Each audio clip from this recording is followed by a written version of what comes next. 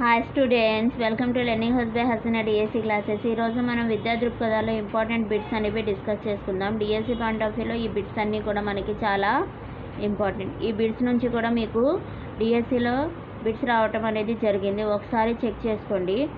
శ్రేష్ఠ పథకంను కేంద్ర సామాజిక న్యాయం ఎప్పుడు ప్రారంభించింది? వీరేంద్ర కుమార్. శ్రేష్ఠ పథకంను కేంద్ర సామాజిక న్యాయం ఎప్పుడు ప్రారంభించింది అంటే వీరేంద్ర కుమార్ ఈయనకి ప్రారంభించారు. ఆయన 2022 జూన్ 3న నోయిడాలో ప్రారంభించాడు. ఎక్కడ ఎవరు ప్రారంభించారు శ్రేష్ఠ పథకం అంటే వీరేంద్ర కుమార్ 2022 జూన్ 3న నోయిడాలో ప్రారంభించారు.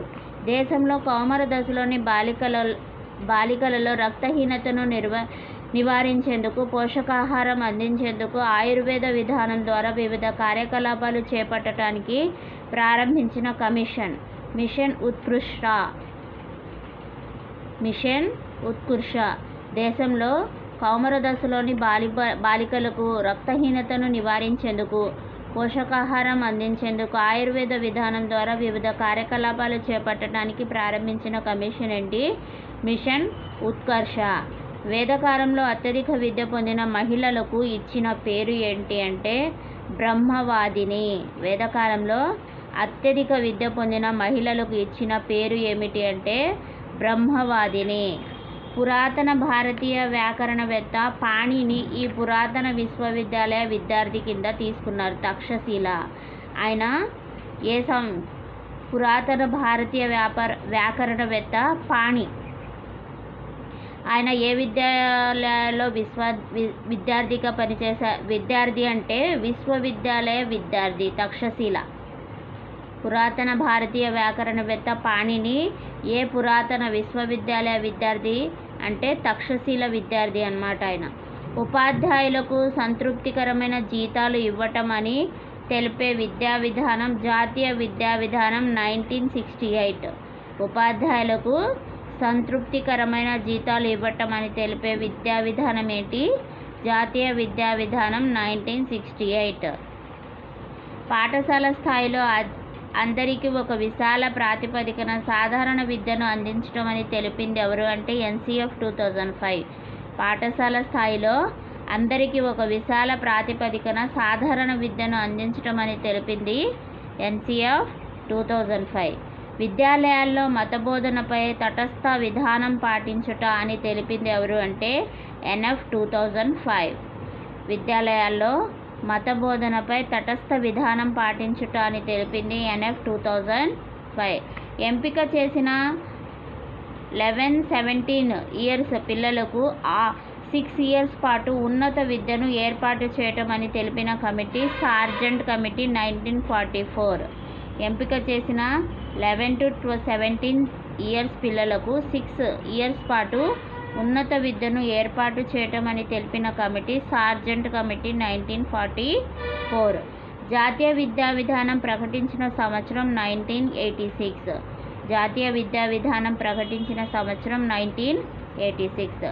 పాఠ్య ప్రణాళికలో ఒక అంశంగా సామాజికంగా ఉపయోగకరమైన ఉత్పాదక కృషిని ప్రతిపాదించింది ఆదిశేషయ్య కమిషన్ 1978.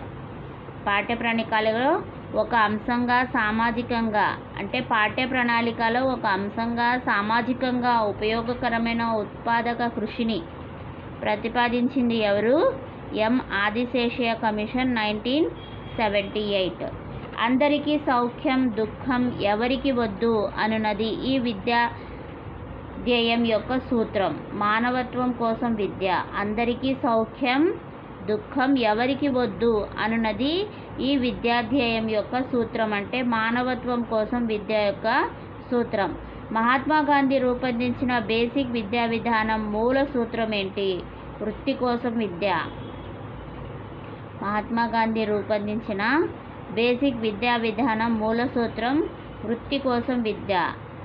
సర్వే జనా సుఖినో భవంతి అనున్నది ఈ విద్యాధ్యేయం యొక్క సూత్రం. మానవత్వం కోసం విద్య.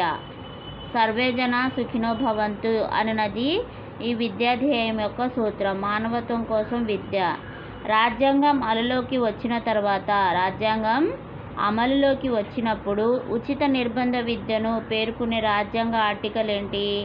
ఆర్టికల్ 45. రాజ్యాంగం అమల్లోకి వచ్చినప్పుడు ఉచిత నిర్బంధ విద్యను పేర్కొనే రాజ్యాంగ ఆర్టికల్ ఏంటి? ఆర్టికల్ 45. విద్య ప్రస్తుతం ఏ జాబితాలో కలదు? విద్య అనేది ప్రస్తుతం ఉమ్మడి జాబితాలో కలదు. విద్య ప్రస్తుతం ఏ జాబితాలో కలదు? ఉమ్మడి జాబితాలో కలదు. రాజ్యాంగం అమల్లోకి వచ్చినప్పుడు ఉచిత నిర్బంధ విద్యను పేర్కొన్న రాజ్యాంగ ఆర్టికల్ ఏంటి? ఆర్టికల్ 45. ఓకేనా? ఈ బిట్స్ అన్నీ నేను టెక్స్ట్ బుక్ నుంచి గ్యాదర్ చేయడం జరిగింది. మీకు కనుక ఈ వీడియో నచ్చితే లైక్ చేయండి, సబ్స్క్రైబ్ చేసుకోండి. ప్రతి బిట్ అనేది మనకి డిఎస్సి పాయింట్ ఆఫ్ వ్యూలో చాలా ఇంపార్టెంట్. Thank you students.